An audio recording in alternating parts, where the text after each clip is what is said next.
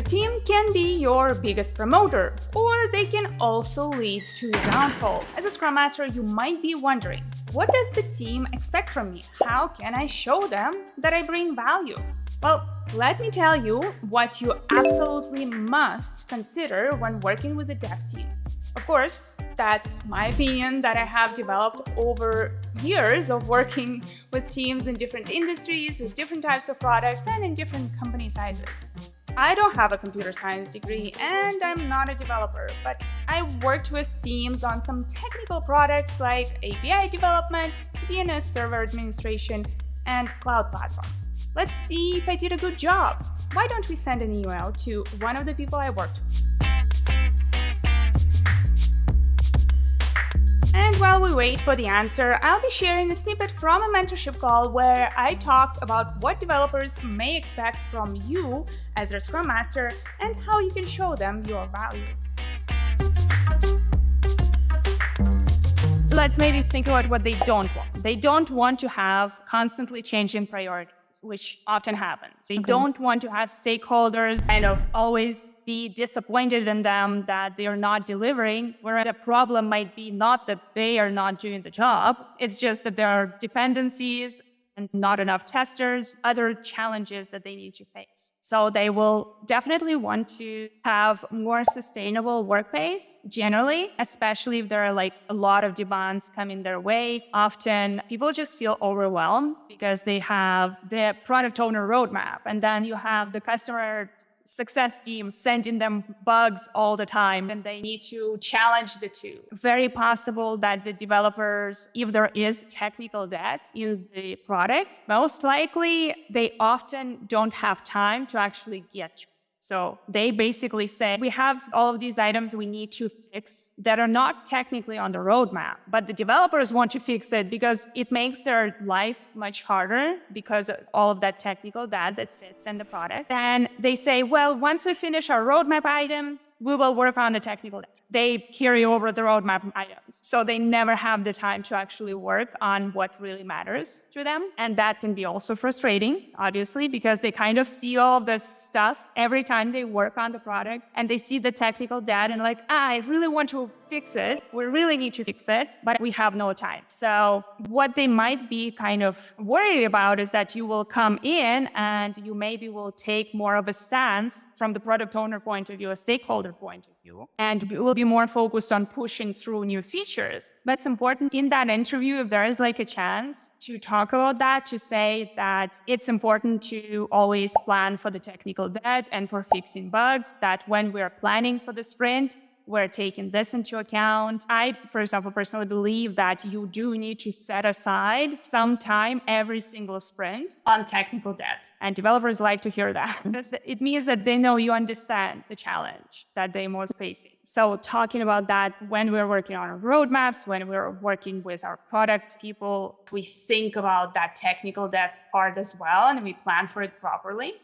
They still might have kind of maybe reservations on some things. You know, maybe they had not a really great Scrum Master previously, or they don't really know how you would approach the work. They might be afraid that you will come and start changing. It's kind of, okay, we're going to change this process, throw away your Kanban, I'm going to recreate something new. Often people are afraid that you will just kind of be a store. I think it's good to talk about that, kind of about your approach. When I start working with a team, the first thing I do is trying to figure out how the team is working. What are the processes? There are always some decisions made around the processes are made for a reason. So I'll want to understand, why are you doing things a certain way before I can really start making any changes. And the goal is not to just change for the sake of change, right? Your goal is to find quick wins. Your goal is to find how can you help resolve some of the pain points the team is facing, the developers, what they want. They want you on their side, basically.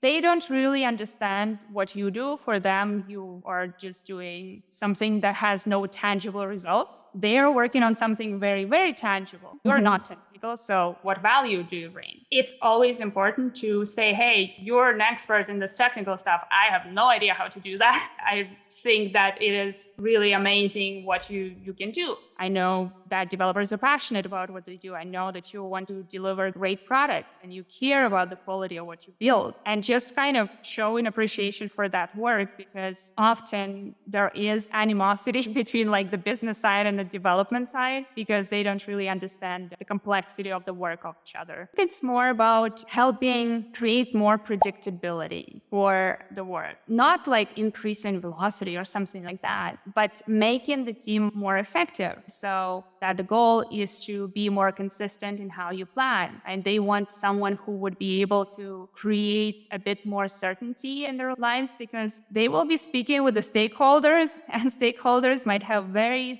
specific expectations. And sometimes you have to have some hard discussions. Maybe stakeholders don't really understand the complexity of the work of the team. And it can be hard for the product owner having to come back to the stakeholders and tell them, oh, by the way, we're completely off track and we're not going to deliver that. Nobody wants to do that, but they have to.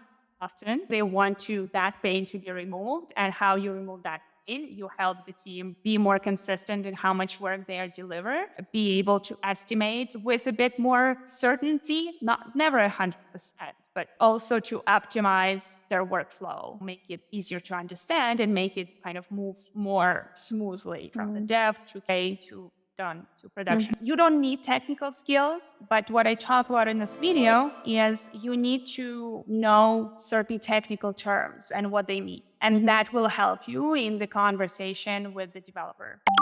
Seems that I got a reply. Here is a snippet from an email I received from an executive who hired me to help their development teams improve.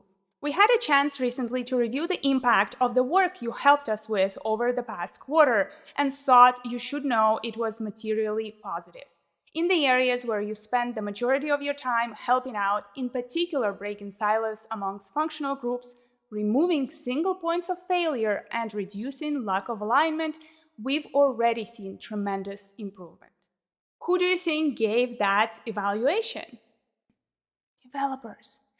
This didn't happen because I forced a change on the teams. It happened because I worked together with the developers to help them create processes and agreements that made their lives easier.